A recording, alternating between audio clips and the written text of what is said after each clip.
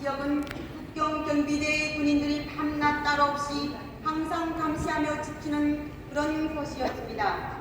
저는 어릴 때부터 이상하게도 북한이 김일성 일가 우상화 교육이 마음에 와닿지가 않았습니다. 마음 한켠이 늘 허전했고 설명할 수 없는 갈망과 갈증이 있었습니다. 그 이유는 어린 시절부터 저희 어머니가 저를 무릎에 앉혀놓고 예수님의 이야기를 들려주셨기 때문입니다.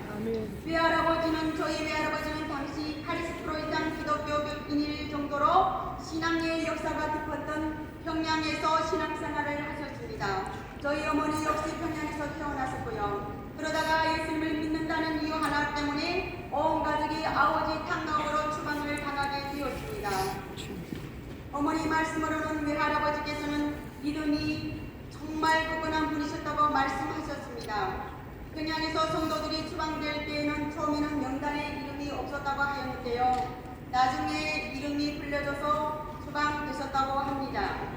저희 외할아버지는 그 아버지 탄광에 추방되셔서 구석에서도 하나님의 말씀을 저희 어머니와 자녀들에게 전해주셨고 기도를 드려주셨습니다. 그런데 어느 날 그런 아침에 일하러 가시다가 보이부에서 불려서 갔더니 성경 말씀을 전하고 복음을 전한다고 기도한다고 헛이 하나 안 틀리고 그대로 말해서 거짓말도 못하게 되었고 또 거기서 그렇게 복음을 전하지 말고 너희만 믿고 너희가 알아서 죽을 때까지 자녀들한테는 전하지 말라고 하면서 할아버지를 때리고 뚝발로 차고 엄청 매를 많이 맞았다고 합니다. 그러한 핍박 속에서도 또 저희 어머니도 불려가서 엄청매를 맞고 돌아왔다고 합니다. 그러나 하나님께서 하시는 그 은혜의 역사는 그 어떤 누구도 막을 수 없었던 것입니다. 할아버지께서는 후에도 매를 맞으시고 많은 핍박을 당하셨음에도 불구하고 다시 전하게 되면 너는 사형감이라고 하는데도 불구하고 할아버지는 저희 어머니와 저희 어머니 형제 자녀들에게 또 주님의 복음을 전한데 지혜롭게 정리에 써서 전하고 이렇게 기도도 할 수 있도록 전했다고 합니다. 그 후에 저희 어머니와 아버지가 그 근처에서 결혼하시고 같은 지역에서 살게 되었습니다. 제가 10살쯤 되던 때에 어느 날 밤이었습니다. 저는 어머니가 믿음을 가지신 분이신도 모르고 10살 때까지 자라게 되었습니다.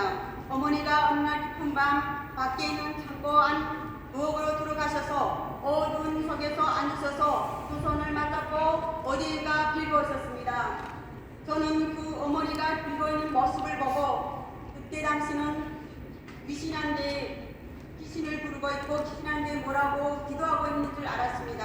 그래서 저는 아무것도 모른 채 다음날 어머니와 똑같이 그 자리에 다 앉아서 그렇게 입을 중얼거리면서 말을 하면서 기도를 하고 있었습니다.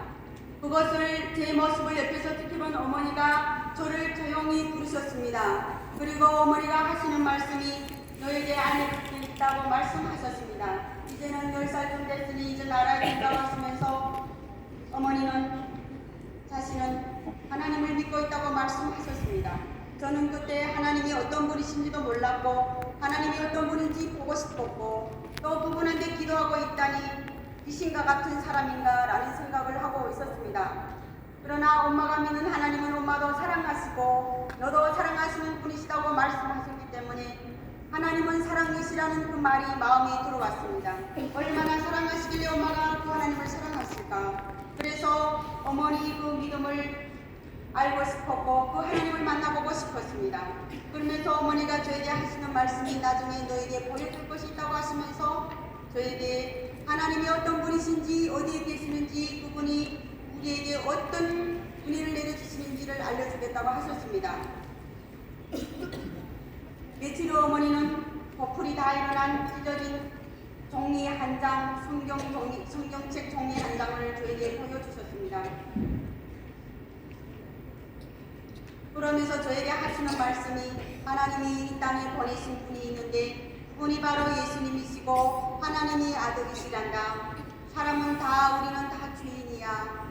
우리의 죄를 갚아주시려고 우리의 죄를 대신 갚아주시려고 예수님께서 하나님의 아들이신 예수님께서 이 땅에 오셔서 십자가로 우리들에게 그 사랑을 나눠주셨고 영원한 생명을 주신 구원의 주인이 분이시다고 말씀하셨습니다. 그리고 외우신 말씀을 저에게 들려주셨는데요. 요한복음 3장 16절 말씀이었습니다. 하나님이 세상을 이처럼 사랑하사 독생자를 주셨으니 이는 저를 믿는 자마다 멸망하지 않고 영생을 얻게 하려 하심이라고 말씀하시면서 우리는 영원한 생명을 얻은 하나님의 자녀라고 말씀하셨습니다. 저는 그때 어머니가 말씀하시는 그 말씀의 뜻을 아무것도 한 단어도 이해할 수 없지만 독생자, 영생, 예수님, 하나님 이 단어만은 기억하게 되었고 제 마음속에 그 하나님이 어떤 분이신지 보고 싶었고 그 하나님에 대한 그 갈망이 마음에 솟구치듯 하였습니다. 그런데 저희 집안은 어머니는 믿는 분이셨지만 저희 아버지는 믿는 분이 아니셨습니다. 아버지는 평소에는 자상하고 유머가 있으신 분이셨지만 기도하는 어머니를 보실 때마다 어머니를 핍박하고 욕하고 그랬습니다. 왜냐하면 기독교 집안인 것이 들키면 북한에서는 온 가족이 다 정치범수용소로 끌려갈 수 있기 때문이었습니다. 충분히 아버지 입장에서는 자기 자녀들을 소중히 여겼기 때문에 그렇게 할 수밖에 없는 상황이었던 것입니다. 그래서 아버지는 어머니를 기도할 때마다 때리고 기도할 때마다 핍박하고 욕을 하였습니다.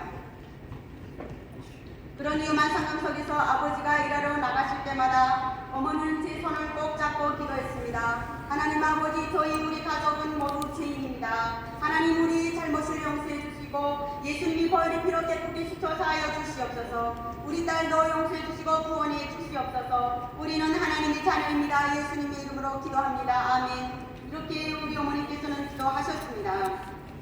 그렇다면 저희는 북한에서 드리는 예배는 정말로 목숨을 건 예배였던 것입니다. 저희가 말 그대로 죽으면 죽으리다 예배를 들었던 것입니다. 제가 10살 무렵부터 예배가 있다는 것을 알게 되었고요. 예배 시간은 정해진 시간이 따로 없습니다. 상황을 살펴가면서 한 달에 한 번 정도 예배를 드렸습니다. 예배 인도는 늘 어머니가 하셨고요. 먼저 모일 장소를 어머니가 알려주셨습니다. 그러면 저희네 가족이 다 모여서 아버지 한 분 빼고는 다 모였습니다. 그래서 거기서 엄마는 짧게 기도하시고 그리고 외우셨던 성경 말씀들을 땅바닥에 나뭇가지로 쓰셨습니다. 창고 안에서나 김치국에서나 이렇게 예배를 드리게 되었습니다.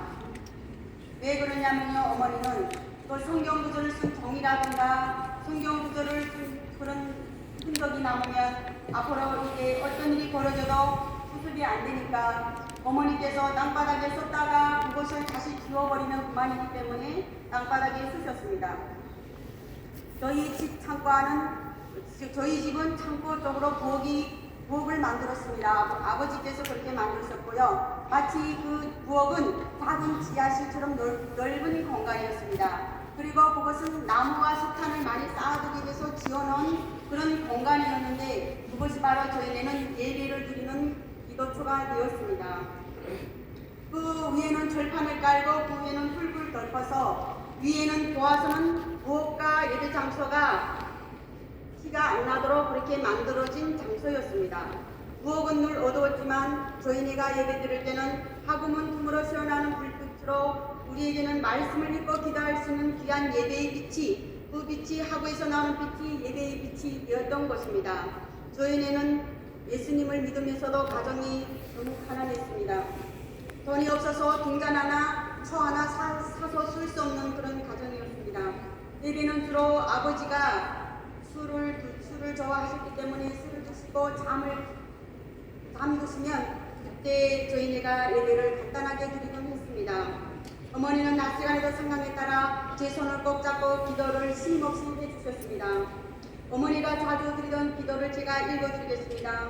하나님, 북한의 우상을 태워주소서. 하루속히 남북이 통일을 이루어 주소서. 이 땅의 제약의 성도들을 지켜주시옵소서. 우리 아이들을 보호해 주시옵소서. 이 땅을 버리지 말아 주시옵소서. 아멘. 주의 정령이 도와 주시옵소서. 강구와 기도의 길을 기울여 주시옵소서라고 어머니께서는 쉼없이 기도하셨습니다. 우리는 땅에서 내려간 기도문을 보면서 2분 정도, 2분 내지 3분 정도 그동안 마음속으로 조용히 기도를 외웠습니다. 그리고 엄마가 마지막에 예수님의 이름으로 기도합니다 라고 예배를 마쳤습니다. 예배는 어머니와 저하고 둘이서 드릴 때도 많았고요. 언니와 동생도 함께 드릴 때가 있었습니다. 그런데 그 가운데서 제가 어머니를 제일 많이 존경하고 따랐던 것 같습니다.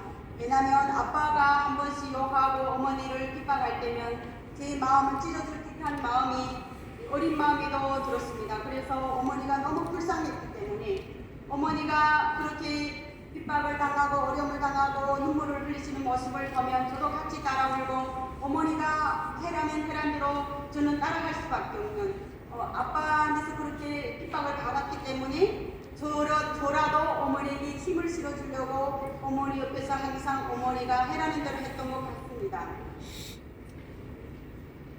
어머니가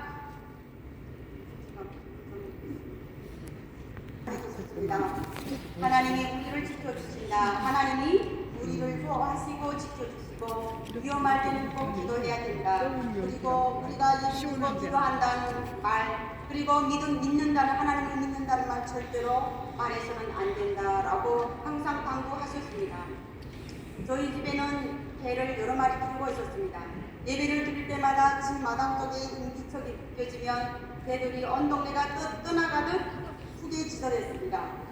개가 짖는 소리가 들리면 우리는 예배를 즉시 멈추고 펴줘서 아무 일도 없었던 것처럼 우리가 그렇게 행동해야 했습니다. 저는 그런 상황 속에서도 항상 어머니의 의연한 모습과 부드러운 얼굴 그리고 정말 흔들리지 않는 눈빛 그것을 보면서 정말 하나님이 살아 역사하심을 보게 되었습니다. 그래서 저도 엄마가 믿는 하나님을 사랑하게 되었고 그 하나님을 만나보고 싶었습니다. 그때부터 어머니 하나님이 저희 하나님이 되었고 그리고 하나님이 저희 마음속에 제가 10살 때 하나님을 알게 된 후로부터 3개월 지나서 제 마음속에 성령님이 찾아오셨음을 제가 느끼게 되었습니다. 그 후로부터 제가 저희 엄마를 그렇게 핍박하시고 욕하던 아빠가 있지가 않았습니다. 그전에는 아빠를 계속 욕하고 왜 엄마를 그랬는지 모르겠다고 욕하고 그랬는데요. 제 마음속에 성령님이 찾아오신 다음부터는 제가 하염없이 한 3, 4주 정도 한 달 정도 하염없이 울면서 살았습니다. 그때 제 어린 마음에도 제가 죄인임을 알게 되었습니다. 왜냐하면 아빠가 욕하는 것도 아빠가 나쁘다고 부모를 사랑하려는데 아빠가 나쁘다고 욕을 했기 때문입니다. 그래서 또 하나님께 제가 그때부터 회개하기 시작하는 것입니다. 그리고 또 어머니한테 불평했던 것, 어머니 속을 씹었던 것, 어머니한테 연필 안 사주고 용책을 안 사준다고 때를 쓰던 그런 모습들이 제 앞에 영영하면서 지나가면서 그것을 회개하게 하시더라고요. 그리고 학교 친구들하고 싸울 때 친구들에게 못되게 굴었던 그런 것들도 다 회개하게 하시더라고요. 그래서 그때부터 저는 내 마음속에 정말 내가 아닌 어떤 분이 내 마음속에 있어서 나를 너무 힘들게 굴게 하고 나를 너무 힘들게 하시는 것 같았습니다. 내가 이런 사람이 아니었는데 내가 이렇게 눈물을 흘리면서 이런 어린 마음에도 하나님이 보이지 않는 하나님을 보고 싶은 마음이 너무나도 간절했던 것입니다. 저는 하나님도 아버지도 하나님을 같이 믿으면 얼마나 좋을까라는 마음으로 그때부터 아버지를 위해서 기도하기 시작했는데요. 정말 놀랍게도 아버지가 어떤 일이 있어도 어머니를 때리지 않고 욕도 덜 하는 것이었습니다. 그리고 전에는 엄마 보고 철없이 책이나 이런 것들을 사달라고 하는 그런 버릇도 고치고 그다음부터는 어머니 일손을 도왔고 어머니 앞에 어머니가 아무리 제가 부족한 거 있어도 제가 어머니한테 뭐를 사달라는 마음이 있어도 정말 우리 생활이 어렵고 가난하기 때문에 말을 할 수가 없었던 것입니다. 어머니가 저에게 제일 많이 들려주신 말씀이 있는데요. 그것이 바로 성경에 나오는 십계명이었습니다. 하지만 그때는 그 말씀이 십계명인 줄을 저는 몰랐습니다. 하나님 외에는 다른 신은 없다. 우상을 섬기지 말라. 김씨 집안은 신이 아니다. 귀신에게 절하지 말라. 부모를 공경해라. 도둑질하지 말라. 남의 것을 탐하지 말라. 살인하지 말라. 간음하지 말라. 라고 이 말씀을 매일과 같이 저에게 말씀을 해주셨습니다.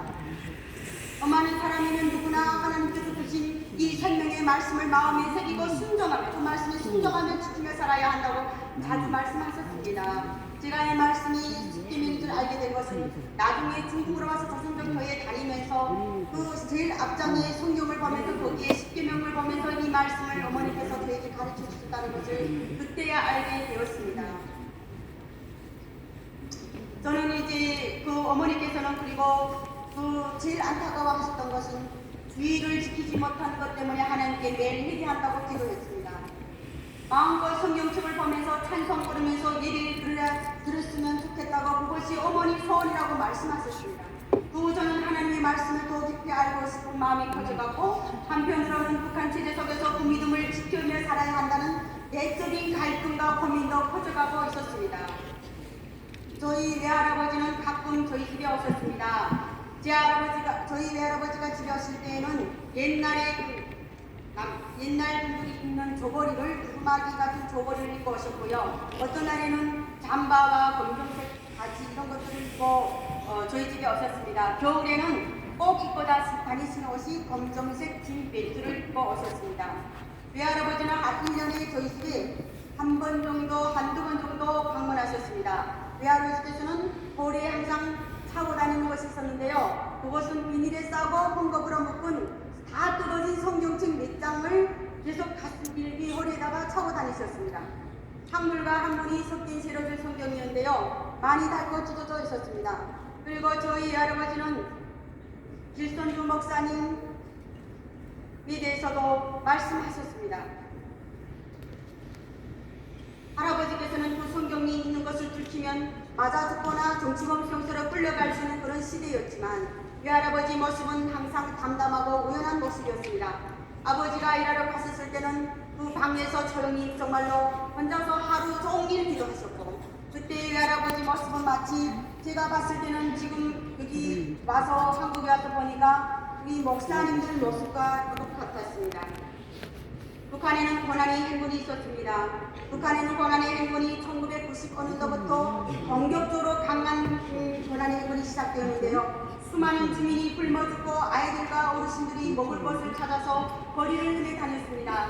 기차역과 시장 공동장소마다 영양실조로 바닥에 쓰러지는 아이들이 많았고요. 죽음을 기다리는 사람들이 매일과 같이 시신이 이렇게 발견되었습니다. 그렇다면 우리 집도 어떻게 되었을까요? 우리 집도 예가 아니었습니다. 아버지는 병들어 누우셨고 저희 집은 비가 새는 집에서 지붕 밑에서 하나님께 제발 우리를 도와달라고 기도하고 도와주시라고 기도했습니다. 대부분 끊기고 식량량은 심해지고 집집마다 아사 사건들이 일어났습니다. 그런 상황 속에서 어머니는 늘 하나님께 기도하셨고 여호와는 나의 목자시니 내가 부족함이 없으리로다 라고 이렇게 손가락으로 땅바닥에 불을 쓰셨습니다. 성경 구절을 쓰셨습니다. 그리고 따라 읽게 하시고 하나님께서 우리에게 부족함이 없게 채워주실 거라는 확신을 갖고 신뢰하며 기도하자고 말씀하셨습니다.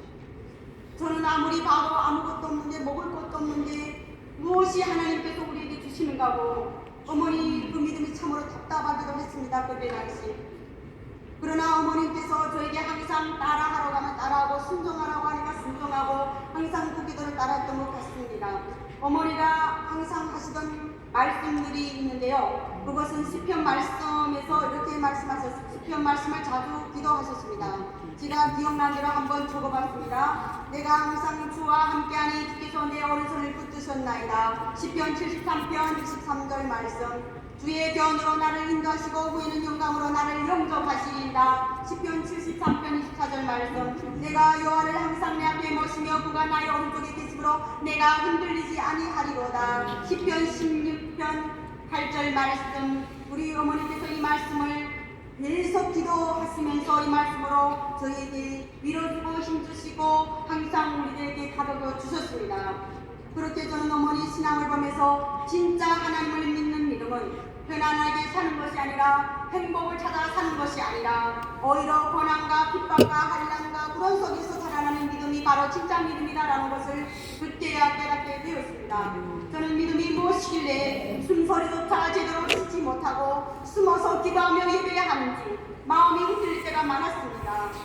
하지만 어머니께서는 항상 제 곁에서 제 손을 꼭 잡고 항상 옆에서 저희 믿음을 키워주셨습니다. 우리가 가는 이 믿음의 길은 고난의 길이고 우리가 가는 이 길은 천국을 하는 소망의 길이야. 우리 함께 기도하면서 하나님을 믿고 의지하고 하나님께 모든 것을 맡기고 살아가자라고 저에게 항상 위로해 주셨습니다. 그렇다면 저희가 그 집에서 예배 드릴 때 항상 평온한 속에서 예배 드렸다고 생각되지는 않습니다. 어느 날 창고 안에서 예배를 드리고 방으로 들어온 지 10분도 안 되는데 우리는 저녁밥을 먹으려고 밥상에 온 식구가 다 마주 앉았습니다. 그런데 갑자기 밖에서 배가 짖는 소리가 들렸습니다. 그래서 오빠가 나가보니 보이부 여원이 사복 차림에 와서 문 앞에 떡하니 서 있는 것입니다. 그래서 문을 열어줬더니 그 사람이 들어와서 저희 아버지께서는 누워 계셨고 아버지께서 누워 계셨고 그래서 그 사람이 들어와서 그러니까 저희 아버지가 무슨 일로 왔느냐고 물어보니까 요즘 이 동네 개들이 아주 사라진다고 하는데 그 일을 모르느냐고 물어보는 거예요. 그래서 저희 아버지는 동네에서 어찌 보면은 많은 선한 일을 했기 때문에 동네 유지로 이름을 불렸습니다. 그래서 아버지가 한마디 말하면 웬만한 사람들은 말을 잘 듣는 그런 편이었습니다. 그런데 아버지께서 단호하게 없으니 가라, 나가라, 다시 오지 마 이렇게 아버지께서 단호하게 말하는 것입니다. 그래서 그 보이부 직원이 그냥 이렇게 아무 말도 못하고 나가버렸습니다. 그래서 저희네는 그때 엄마하고 저하고는 정말 기도했습니다. 우리 언지가 식구가 정치범 수용소로 끌려갈 수 있는 그런 상황 가운데서 어머니와 저는 숨소리도 못 쓰고 정말 하나님께 기도했습니다. 우리 가족을 지켜주십시오. 하나님 아버지께 기도드렸습니다. 저희는 또 저희 어머니는 그런 상황 가운데서도 언지마 식구가 얼어붙고 마음이 긴장감을 그럴 때도 우리는 기도하면서 정말 주님 앞에 모든 것을 맡기고 주님께서 하실 줄 믿습니다 하고 기도했습니다. 지하교회 성도들에 대해서 제가 말씀드렸습니다. 고난의 행군 시기 하나님을 믿는다는 이유로 끌려가는 정치범 수용소로 끌려가는 사람들이 저희 동네에서 속속들이 일어나기 시작했습니다. 어느 날 한밤중에 저희 근처에 집 근처에 있는 어느 한 집에 보이부 트럭이 밤에 그 집 앞에 멈추더니 그 집 식구들 전부를 태워서 어디론가 실어갔습니다. 나중에 들려 소문으로는 그들이 바로 하나님을 믿던 기독교 집안이고 남한 라디오 북동 방송을 들었고 그것을 들으면서 믿음 생활을 하던 지하교회 성도들이라고 말하였습니다. 그때 저는 저희네만 지하교회 성도들이 있는 줄 알았는데요. 그 주변에 그 집뿐 아니라 또 며칠 지나서 또 다른 집에서 또 그 집도 북동 방송을 들어서 체포돼 갔다고 하는 것입니다. 동네 분위기는 서로를 경계하고 길에서 마주쳐도 마치 봉오리처럼 말 한마디도 하지 않는 그런 살벌한 분위기였습니다. 주변 사람들은 먹고 살기도 힘든데 하나님이고 뭐고 왜 믿냐고 하면서 회를 쭉쭉 차기도 했습니다. 그러나 저희는 그런 상황 가운데 아무것도 할 수 없었고 그들을 위해서 기도할 수밖에 없었습니다. 그러나 어머니는 담대하게 저희를 다 모이라고 하고는 합심 기도하셨습니다. 어머니는 먼저 고난과 순교의 길을 걸어가시는 그 성도님들을 위해서 지하교회 성도들을 위해서 우리 함께 기도하다고 하시면서 우리도 어제 하나님만 믿고 의지하자고 낙심하지 말자고 하시면서 합심 기도를 그분들을 위해서 합심 기도를 인도하셨습니다. 그래서 저희 가족이 모여서 그분들을 위해서 하나님께서 지켜주시고 그들의 영혼이 오늘 부르신다면 하나님께서 부르신다면 받아주시라고 기도했습니다. 그때 처음 저는 태어나서 처음 믿음에서 정말 어머니와 함께 기도드린 중에 제일 마음이 먹먹하고 슬펐고 그들을 위해서 기도하는 것이 마음이 너무 힘들었습니다. 어느 때인가는 저희도 그런 모양으로 그렇게 될 거라고 생각하니 또 믿음으로 기도하지 않으면 안 되겠다는 생각으로 쉼없이 기도했습니다. 어머니가 제일 많이 드리던 기도는 특별히 새벽 기도에 새벽 미명에 일어나셔서 새벽 기도를 많이 들으셨습니다. 제가 탈북을 결심하게 된 것은 사실은 북한의 고난의 행군 미건국 시기도 이런 것도 이유가 있지만 사실은 더 깊은 이유는 하나님을 더 깊이 만나보고 싶고 성경을 배우고 싶고 성경책을 만져보고 싶고 성경책을 보고 싶어서 두만강을 건너게 되었습니다. 하나님을 더 만나보고 싶은 그 갈증으로 인해서 정말 어느 날 갑자기 동네 이모와 따라서 같이 두만강을 건너게 되었습니다. 그러나 믿음을 지키기 위해서 성경책을 만져보기 위해서 성경책을 보기 위해서 그 성경 말씀을 보기 위해서 하나님을 만나기 위해서 떠난 그 길은 결코 쉬운 길이 아니고 행복한 길이 아니었습니다. 고난의 길이고 목숨을 내는 길이었습니다. 차를 외에는 두만강에 도착했을 때는 추운 겨울이었습니다. 차를 외에는 초겨울 두만강 물속에 들어섰을 때 온몸이 다 얼어붙었습니다. 며칠을 굶어 기운이 없던 저는 거센 두만강 물살에 휩쓸려서 100m 정도 둥둥둥둥 떠내려갔습니다. 몸은 점점 깊은 곳으로 빠져들고 심장은 멈출 듯 하였습니다. 몸이 사시나무 떨듯 떨렸고 제 위 아래에 있는 떡떡 소리가 나는 정도로 그렇게 온몸이 사시나무 떨듯 떨었습니다. 그때 저는 이제는 나는 죽는구나 라는 생각으로 그때 생각인 것이 두고 온 고향과 내가 왜 이 길을 가겠다고 떠났는지 한없이 후회했습니다. 그 상황 가운데 제가 붙들 수 있는 것은 저희 엄마도 아니고 아빠도 아니고 저희 형제도 아니고 오직 하나님 한 분이었습니다. 하나님께 기도할 수밖에 없었습니다. 그래서 저는 하나님께 주님 제발 저를 도와주세요. 저를 하나님 아버지 여기까지 인도하신 하나님께 기도합니다. 도와주세요 라고 기도했습니다. 정신을 잃고 이른 그 순간 어느새 저는 중국 땅에 있는 강가에서 제가 밀려서 꼼짝도 못한 데 얼어붙어 있었습니다. 몸은 천근만근 무겁고 벌덩이 같았고 젖은 옷은 얼어붙어 있었습니다. 저는 그렇게 두만강 비슬기에서 누워서 죽어가고 있었습니다. 그때 제 나이는 10대 초반이었습니다. 그때 저는 정신이 아득해지는 가운데 밤하늘을 쳐다보면서 이렇게 생각하였습니다. 나는 이제 여기서 죽는구나. 죽으면 바로 천국에 갈 수 있을까?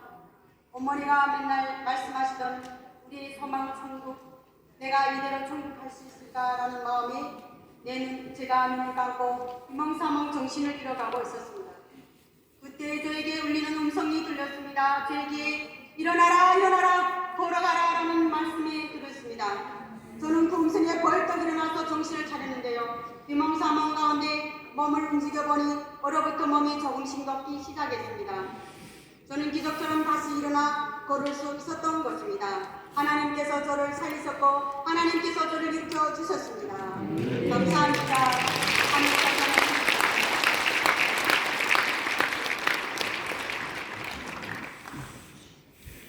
그러면서 저는 그 두만강 벼랑과 산을 넘으면서 신발은 다 물에 떠내려가고 있고 맨발로 어순나무까지 걸려서 다 찢어지고 앞에 보이는 그 산 밑에 보이는 작은 불빛 하나를 보면서 걸고 또 걸었습니다. 그래서 한동안 걸어서 그 집에 갔더니 그 집은 예수님을 믿는 집안이 되었습니다. 집안에 부부가 있는 집안에 들어가서 그 집에서 저를 보고 어서 들어오라고 하면서 그 집에 들어갔더니 밤에 새벽 1시였는데 그 집에서 그때까지 잠을 안 자고 하셨던 것입니다. 하나님께서 예배하셨던 것입니다. 그 집 두 부부는 중국에 있는 그런 조선족교에 다니셨던 부부였는데요. 그들이 소를 키우는 집에 이제 그날에 올라오는 날이 아닌데 한 달에 한 번씩 올라오는데 그날은 이상하게도 올라오고 싶더래요. 그래서 그날에 마음이 움직이는 부분 다 올라와서 잠을 자려고 불을 껐는데 잠이 안 오더래요. 그래서 불을 켜고 그 새벽에 한시에 불을 켜고 성경책을 보고 있었던 것입니다. 그런데 제가 그 집 문 앞에 가서 문을 놓고 하니까 그 집 부부가 나와서 어서 들어오라고 제가 들어가도 되냐고 묻지도 않았는데도 바로 들어오라고 안아주면서 저를 품어주셨습니다. 그래서 거기서 제가 하룻밤 자고 이제 조선족교회로 가게 됩니다. 그래서 제가 그 조선족교회에 가서 전도 성경 공부와 그렇게도 오매불명하게 하나님의 성경책을 하나님의 말씀을 보고 싶었던 그 성경책이 그 교회는 너무나도 많았습니다. 그래서 그 성경책을 보면서 울고 또 울고 그 성경책을 보면서 이것이 바로 하나님이시라니 하나님이 이 성경책이 바로 하나님이시라니 하면서 그 성경책을 안고 울었습니다. 그래서 그때부터 저는 거기 오신 선교사님들과 함께 전도와 성경 공부를 하게 되었습니다. 성도들과 함께 전도 현장에도 나가게 되었고요. 동집회와 철야 예배도 참가하게 되었습니다. 그래서 거기서 저는 하나님을 더 깊이 만나게 되었던 것입니다. 그러나 저는 목숨 걸고 도망을 건너왔지만 중국에서도 오래 머물 수는 없었던 것입니다. 중국 경찰들이 탈북민들을 잡기 위해서 수시로 순찰하면서 돌아다니고 있었기 때문입니다. 그래서 저는 탈북민들과 한 팀이 되어서 한국으로 가기 위해 떠났다가 국경경비대 철조망을 넘다가 어느 국경경비대 철조망을 넘다가 우리 팀 모두가 다 거기서 군인들에게 체포되게 되었습니다. 저희가 끌려간 그곳은 연방대 감옥이었습니다. 저희가 한 팀이 5명이었는데요. 함께 거기서 체포되어서 그 변방대 감옥에 가게 되었는데요. 거기는 오평남시당 공간에 100명 가까운 탈북민들이 떼풀이 닫혀 있었습니다. 그곳에서도 제가 포기할 수 없었던 것은 기도였습니다. 하나님은 그곳에서도 제 곁을 떠나지 아니하시고 저에게 힘주시고 기도하게 하셨습니다. 환경은 감옥이었지만 하나님은 제 마음에 천국 소망을 심어주셨고 기도할 수 있는 힘을 실어주셔서 그들을 위해서 기도하게 하셨습니다.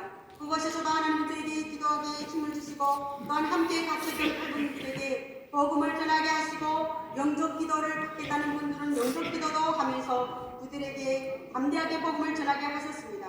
이 모든 것은 제가 한 것이 아니라 오직 하나님께서 하셨습니다. 제가 그 후 북성되어서 북한 보위부로 나가게 되었습니다. 그리고 저는 그 북한 보위부에서 조사를 받게 되었는데요. 저는 당시 한국형을 시도하다가 잡힌 사람은 대부분 다시는 나올 수 없는 정치범 수용소로 간다는 것을 그런 말을 들었습니다. 저도 한국형을 시도하다가 잡혔기 때문에 이전 저도 포티당하고 생각하면서 하나님 뜻에 맡기고 기도하고 금식하며 기도했습니다. 그런데 조사하던 도중 제가 쓴 진술서 맨 앞장이 어디론가 사라졌다는 것을 알게 되었습니다. 그 앞장에는 한국형을 시도한 결정적인 내용이 들어있습니다. 기적적으로 그 앞장이 없어졌던 것입니다. 그 조사하는 그 조사관이 왜 너는 이게 어디로 가다가 체포되는지가 없는가 하고 물어보는 것이었습니다. 그래서 그때 저는 아무 말도 못하고 있었는데 제 입이 갑자기 일하러 가다가 이렇게 하는데 일하러 가다가 체포됐냐 하고 아무 말도 안 하고 저를 일반으로 넘겨놓는 거예요. 그래서 제가 하나님 은혜로 거기서 정치범 수용소로 가게 되었는데 그 자리에서 하나님께서 저의 방향을 완전히 180도로 바꿔 놓았던 것입니다. 할렐루야. 아멘.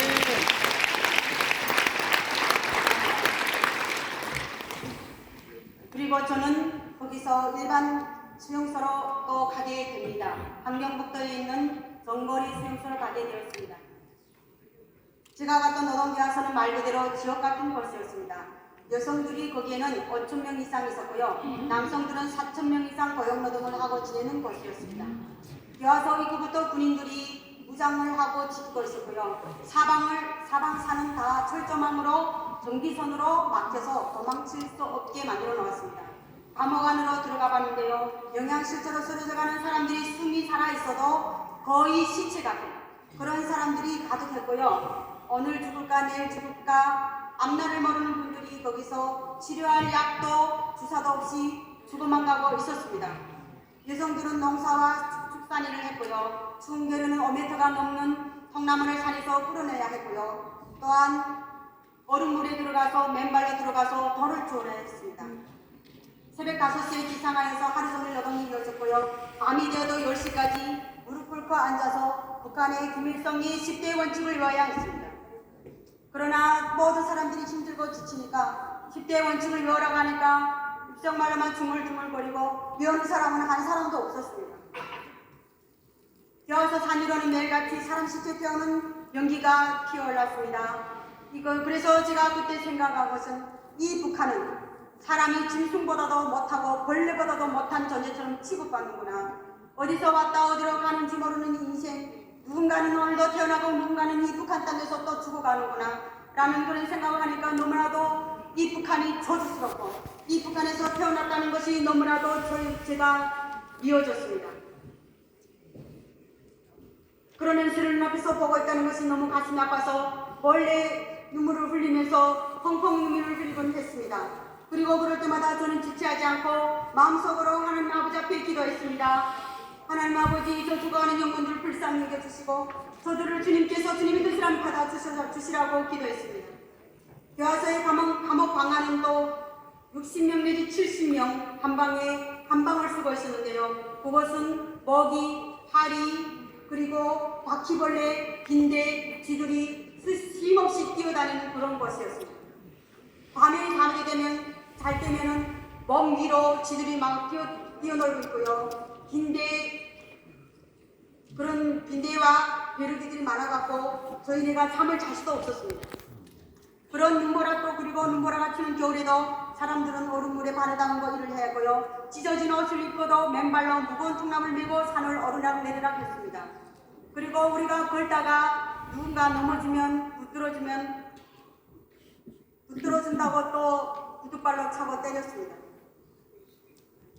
4살 꿈이나 하지 왜 옆에 사람 붙들어주냐고. 너도 이제 곧 죽게 될 터인데 왜 붙들어주냐고 하면서 붙들어주지 못하게 하였습니다. 그런데 그런 속에서 제가 발견한 것이 하나 있었습니다. 중국으로 탈북했던 분들이 그 감옥에 오신 분들이 많았습니다.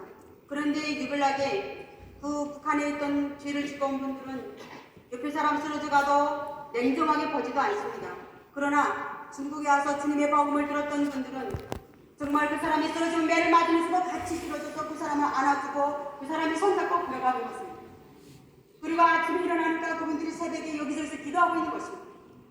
그 감옥 안에서 죽으면 죽으라 기도하고 있는 것입니다. 지금 북한 땅에는 지하계 성도들 뿐만 아니라 탈북을 유공국 시기에 고난의 그 시기에 중국에 왔다가 주님의 복음을 듣고 죽으면 죽으리다 다시 북한으로 돌아간 분들이 많습니다. 그리고 어쩌다가 체포되어서 북송된 분들도 많습니다. 그분들이 그곳에서 기도하면서 하나님께서 복음 통일을 이뤄달라고 기도하고 있습니다. 한마디로 말해서 그 좋아서 감방하는 지옥 중에 지옥이었습니다. 그러나 하나님은 그 지옥 같은 속에서도 저를 먹여주시고 입혀주시고 재워주시고 저를 붙들어 주셨습니다. 저는 기도할 수 없는데 기도할 힘을 주셨고 버틸 수 없는데 버틸 힘을 주셨고 그리고 믿음과 소망을 잃지 않고 하나님의 말씀과 찬양으로 저를 붙들어 주셨습니다. 또한 하나님은 은혜가 한 번도 없는 저에게 먹여주시고 입혀주시고 지켜보아 주셨습니다. 그러던 어느 날 저는 그 감옥에서 교화소 생활을 마치고 병든 몸으로 발에 동상이 걸린 채로 집으로 고향으로 돌아오게 됩니다. 제 발은 동상으로 인해서 퉁퉁 부어 있었고 제 몸은 걷지도 못한 상황에서 누워 있었습니다. 그래서 병원에 한번 갔더니 동상으로 인해서 두 발을 다 잘라야 된다고 하는 것입니다. 또 어머니는 민간요법을 말씀하시고 어머니는 안 된다. 우리 딸이 두 발을 잃는 딸이 되면 안 된다고 하나님께 울부짖으면서 어머니는 저를 꺾고 끌어안고 금식하시면서 기도하셨습니다. 밤새도록 낮이고 밤엔 잠을 못 드시고 눈물로 저를 안고 기도하셨습니다. 그리고 그 제 몸 어디 하나 성한 것이 없음도로 누워있을 때 거의 6개월 정도 제가 누워 지냈던 것입니다. 그러다가 어머니의 그 정말 눈물겨운 기도와 그 기도를 들으신 하나님께서 저에게 기적적으로 제 발이 얼었던 발이 낫기 시작하였고 3살이 나기 시작하였습니다.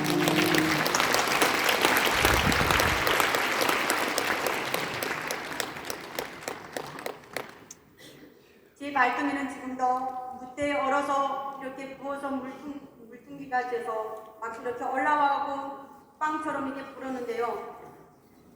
발등에서 이렇게 물집이 생겨갖고 막 거름이 나고 그랬는데 그것을 어머니가 다 이렇게 민간요법을 해주시고 기도해 주셨습니다. 그래서 지금도 아직 상처가 있거든요. 그래서 그때 정말 기적적으로 제가 이제는 두 발을 잃은 사람이 되었구나. 하나님을 원망하게 되었습니다. 하나님, 제가 하나님 성경 말씀을 보고 싶어서 하나님 만나고 싶어서 갔는데 이게 웬일입니까? 그런 마음이 원망이 오더라고요. 우리 가정은 여전히 가난하고 여전히 힘든 상황에서 살고 있었습니다. 도대체 하나님 어디 계시는가? 왜 우리는 이렇게 가난해야 되는가? 그때 그렇게 원망했던 것 같습니다. 그렇게 저는 우리 어머니는 저에게 진심 어린 그런 기도와 그런 것으로서 저를 정성껏 돌봐줌으로써 하나님께서 기도를 들어주시고 응답해 주시고 또 저희 형제들이 지극정성으로 저를 돌봐주었습니다. 그래서 저는 어느 날 6개월 지난 후에 걷게 되었습니다. 그런데 저희 어머니가 저에게 한 말씀이 있었습니다. 저희 이야기를 어머니께서 저에게 이렇게 물으십니다. 내가 중국에 있을 때 어떻게 선교사님을 만났고 어떻게 믿음 생활을 했고 어떻게 성경 공부를 했고 거기 분들이 성도들이 어떻게 신앙생활을 하는지 그것에 대해서 궁금하다고 물어보셨습니다. 그래서 제가 기억나는 대로 다 얘기를 했더니 어머니께서 조용히 말씀 안 하시고 한동안 무겁게 생각하시다가 저에게 말씀하셨습니다. 내가 한국에 가서 주의 종이 될 수 있겠니? 라고 물어보셨습니다. 저는 너무 깜짝 놀랐습니다. 제가 20대 초반에 도망가고 건널 때 정말 하나님을 사모하는 마음으로 정말 마음이 부풀어서 하나님의 성경을 보고 싶고 하나님의 말씀을 만져보고 싶고 하나님을 만나보고 싶어서 건넜던 그 길이 정말 내가 목숨을 내던던 그 길이었는데 그리고 또 이렇게 수많은 고난과 어려움과 문제 속에서 정말 제가 다시 내 고향으로 돌아왔는데 저희 어머니께서 또 저를 한국으로 가라고 합니다. 저는 못 간다고 소리치면서 엄마가 너무하다고 그러면서 안 간다고 했습니다. 그러면서 울면서 다시는 안 가고 죽어도 엄마 곁에서 죽겠다고 그렇게 했는데 어머니께서는 어머니 그 마음을 빛이 않으셨습니다. 그래서 저는 기도했습니다. 며칠 동안 금식하면서 기도했습니다. 기도하면서 하나님 제가 한국에 가는 것이 정말 하나님 뜻이 맞습니까? 하나님의 계획이 있으시다면 저를 인도해 주시고 계획이 없으시다면 저는 여기서 그냥 있겠습니다. 그나마 어머니 소원이고 마지막 소원이라고 하셨기 때문에 제가 또 이렇게 기도하더라고요. 며칠 동안 밤마다 잠도 못 자고 기도하던 중에 어느 날 너무 답답해갖고 밖으로 나갔습니다. 주님 제가 어떻게 해야 합니까? 어찌해야 됩니까? 제가 또 다시 이 길을 가야 됩니까? 이렇게 하면서 너무 힘들어서 밖에 이제 기도드리고 밖에 나갔는데요. 밖에 나갔다가 제가 학교 때 단짝 동창 친구를 만나게 됩니다. 그 친구가 저를 만나고 반갑게 인사하던 그 친구가 갑자기 제가 묻지도 않았는데 저보고 너 다시 중국에 안 갈래? 이러는 거예요. 그래서 제가 너무 놀래갖고 제가 금방 기도하고 집에서 밖으로 나왔는데 이게 웬일인가? 이게 바로 하나님 뜻이 아닐까? 제가 기도에 집중했기 때문에 제가 드린 기도의 응답에 집중했기 때문에 정말 이 아이가 말하는 제 친구가 말하는 이 말이 그냥 들리는 소리가 아니었습니다. 제 귀에는 하나님의 음성처럼 들렸습니다. 그래서 그때 강한 확신이 들었습니다. 제가 가다가 부서지고 죽을지언정 또다시 어머니 소원과 함께 하나님의 뜻이라면 제가 가겠습니다. 그래서 제가 결국 어머니의 마지막 소원을 붙들고 다시 두만강을 건너기로 결단했습니다. 하나님은 제가 가는 걸음걸음마다 사람들을 예배해 주셨고 무사히 중국에 또 교회로 오게 만들었습니다. 하나님께서 저를 순탄하게 중국으로 오도록 인도하셨습니다. 그리고 거기 와서 한국으로 하는 일행들과 함께 또다시 한 달 만에 길을 떠나게 하셨습니다. 그래서 제가 떠난 걸음은 중국 번명을 통해서 라오스로 들어가게 되었습니다. 제가 라오스에 들어갔던 그곳은 한 190명 정도의 탈북민들이 그곳에 있었습니다. 먼저 탈북민들이 거기서 3개월에 한 번씩 한국으로 이렇게 가게 되는데요. 그분들이 한 120명 정도가 거기서 기다리고 있었습니다. 그곳에서 저는 탈북민들과 함께 지내면서 하나님의 말씀을 전하고 찬양 인도하고 그리고 그들과 함께 하나님의 은혜에 대해서 나누게 되었습니다. 그리고 찬송을 배워준 찬송이 있는데요. 실로암, 예수님이 좋음을 이런 찬송을 부르면서 이 복음성가를 부르면서 그들에게 율동도 배워주고 중국에서 배웠던 거 그대로 배워주고 그러면서 거기서 지냈습니다. 그런데 찬양을 부르는 동안 탈북민들이 그곳에 있는 탈북민들 중에서도 정말 예수님을 영접하고 하나님을 믿는 사람들이 나타나기 시작했습니다. 그들은 어느 날 저한테 와서 눈물을 흘리면서 정말 자신의 잘못된 부분들을 용서해달라고 하나님께 기도하게 해달라고 기도할 수 있는 기도를 배워달라고 하였습니다. 그리고 그들은 정해진 시간도 아닌데 다 그 우리가 예배드리는 장소에 모여서 자발적으로 한 곳에 모여서 성경에 대해서 물어봤고 하나님은 누구시고 하나님은 어떤 분이시고 예수님은 어떤 분이시고 성령님은 어떤 분이신가에 대해서 알려달라고 하였습니다. 그때마다 저는 제가 아는 것만큼 잘 알지는 못하지만 제가 배운 것만큼 그들에게 가르쳐 주었습니다. 그들은 기도는 어떻게 드리는 거예요? 하나님이 정말 살아계시는가요? 하나님은 정말 우리를 사랑하시는가요? 하나님은 정말 우리를 지켜주시는 분인가요? 이렇게 하면서 저에게 자꾸 물어보는 것이었습니다.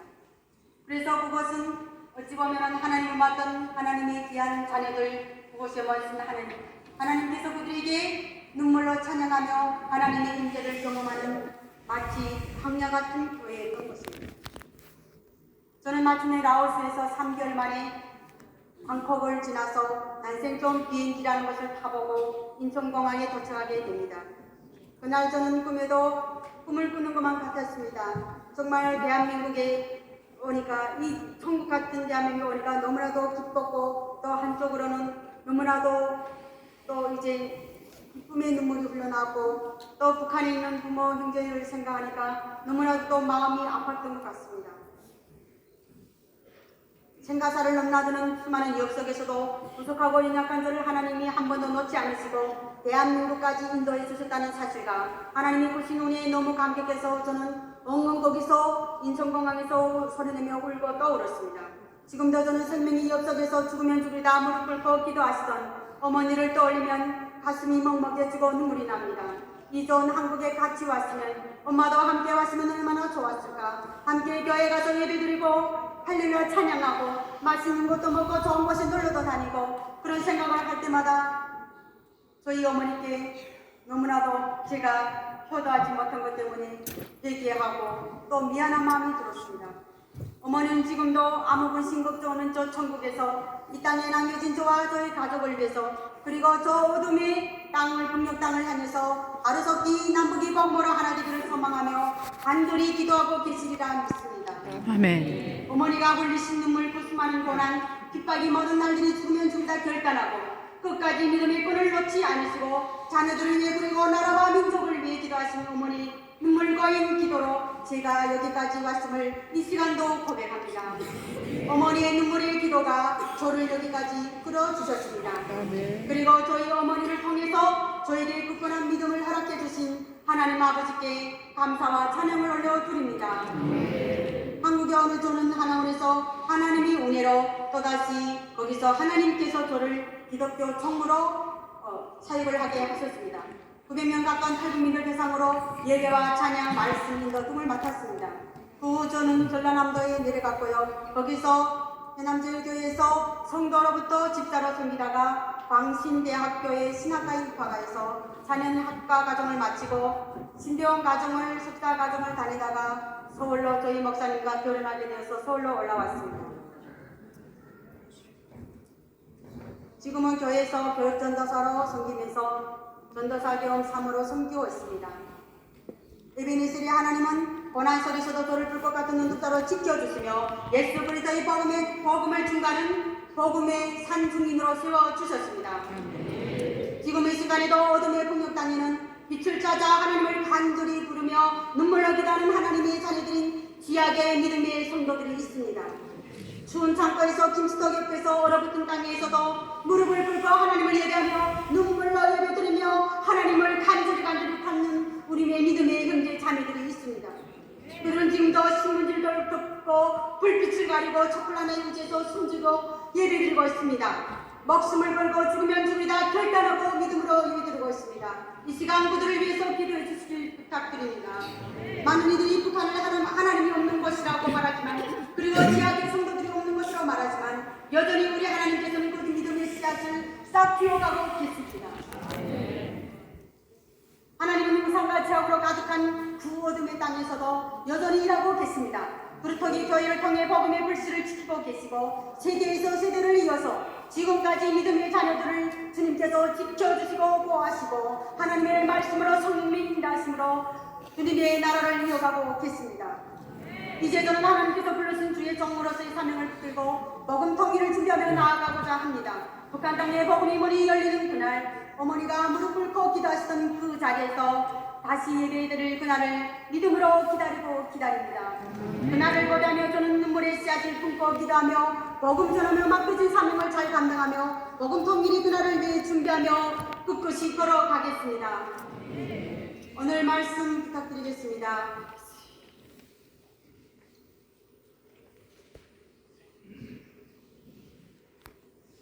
되십니다. 하나님은 우리의 피난처시여 힘이시니 환난 중에 만날 큰 도움이시라. 그러므로 땅이 변하든지 산이 흔들려 바다 가운데 빠지든지 바닷물이 솟아나고 뛰놀든지 그것이 넘침으로 산이 흔들릴지라도 우리는 두려워하지 아니하리로다. 아멘. 오늘 이 본문은 환난 중에도 우리를 지키시고 보호하시는 피난처 되신 하나님을 찬양하는 시입니다. 그리고 종교개혁자 루터의 내주는 강한 성녀라는 찬송의 기초가 된 시이기도 합니다. 그렇습니다. 하나님은 세상이 흔들리고 산이 바다 가운데 빠지는 듯한 혼란과 두려움 속에서도 우리를 붙들어 주시는 강한 힘이 되시는 능력의 주 하나님이십니다. 그러므로 하나님께서 너는 내 것이라, 너는 내 것이라, 내가 너를 지명하여 불러나니 너는 내 것이라고 말씀하신 그 택하심 받은 우리는 바닷물이 솟구치고 모든 것이 요동쳐도 하나님이 함께 하시기 결코 흔들리지 않을 것입니다. 두려워하지 않을 것입니다. 지하교회 성도들이 숨은 예배한 눈물의 기도는 하나님 앞에서 가장 빛나는 믿음이며 어떤 감시와 어둠 속에서도 하나님은 숨소리처럼 가까이 계셔주셔서 모두를 결코 벌려두지 않습니다. 북한의 지하교회 굴뚝이 섬겼던 저희 외할아버지와 어머니 그리고 저희 가족이 우상으로 갔던 그 모든 땅에서 믿음을 잃지 않고 꿋꿋이 걸어올 수 있었던 것은 우리를 능력의 얼음팔로 붙들어 주시고 우리의 피난처가 되어주시고 방패가 되어주신 능력의 주 하나님께서 함께 하셨기 때문입니다. 그리고 이 자리에 와서 주님의 우리를 나눌 수 있도록 인도하셨기 때문입니다. 남과 북이 복음으로 하나 되는 그날 지하에서 울리던 그 기도와 예배의 소리가 하나님의 영광을 선포하는 찬양으로 되게 하시고 온 땅에 울려 퍼질 줄 믿습니다. 남과 북 모든 우리 성도들과 우리 한민족이 그날을 고대하며 나아가는 우리 모두 되시기를 이 시간 저희 간증을 통해서 간절히 바랍니다. 마지막으로 공적 사랑의 성경에서 공적 사랑을 위해서 정말 죄를 지었던 모세를 떠올리게 됩니다. 모세는 자기 동족이 내만 것을 보고 살인을 합니다. 그렇지만 하나님께서는 그 모세를 들어서 숫습니다. 모세는 이스라엘 백성들이 금송아지를 만들고 그 앞에 절하고 예배할 때 하나님께서 진노하셨습니다. 그러나 모세는 그 이스라엘 백성들을 위해서 중보기도 했습니다. 하나님께서 주님께서 이 백성들을 용서하여 주시지 않으면 저를 이 책에서 주님의 책에서 지워달라고 기도했습니다. 우리 여기 앉은 모든 분들은 모세와 같이 부르심을 받은 하나님의 사역자들입니다. 하나님께서 이 시대를 복음통일의 문을 여시려고 이 오늘 이 귀한 자리를 허락하여 주시고 저를 이 자리에 세워주셨고 정말 한없이 부족하고 연약한 저를 이 자리에 세워주셨고 하나님께서 그 모세와 같은 사명을 감당하라고 또 우리가 그 저 북한을 주고자 하는 북한을 위해서 복음 통일을 위해서 우리가 기도하라고 중보 기도하라고 이 자리에 세우신 줄 믿습니다. 아멘. 70억의 탈북민 교회가 이 대한민국에 있습니다. 우리는 저 북한 땅을 위해서 기도도 해야 되고 또 여기 와 있는 탈북민 교회를 위해서도 기도해야 됩니다. 그들이 먼저 이 땅에서 남과 북이 하나가 연합이 되어서 기도하면서 하나님이 나라를 위해서 마음이 하나가 돼서 나아갈 때 우리 하나님께서 하늘의 보화를 여시고 하늘문을 여시고 동서북이 어느 날 갑자기 복음의 문이 열려서 어느 날 갑자기 통일의 문이 열려서 두 문이 열려서 대로가 열린 것처럼 우리 하나님께서 우리들이 먼저 이 땅에 오는 탈북민 교회들과 함께 연합하여서 예배드리고 기도할 때 또한 우리 탈북민 교회를 위해서 합심해서 기도할 때 우리 하나님께서 그 복음의 문을 열어줄 줄 믿습니다. 탈북민 교회를 위해서 많은 기도 부탁드립니다.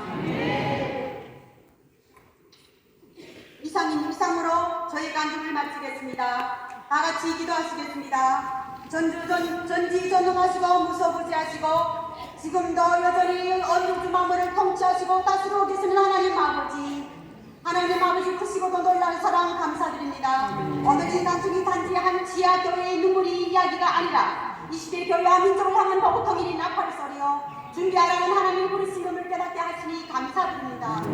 이 시간 우리 모두 새로운 마음과 믿음으로 결단하게 하시고 북한의 지하교회 성도들과 함께 복음의 사명을 감당하는 기도의 동력자로 되게 하여 주시옵소서. 북한 땅의 지하교회 성도들 우리 신교회 피와 눈물의 기도가 이 한 번의 공의 씨앗이 되게 하시고 우리로 그 사명을 함께 지고가게 기도하게 나가게 주도하 주시옵소서.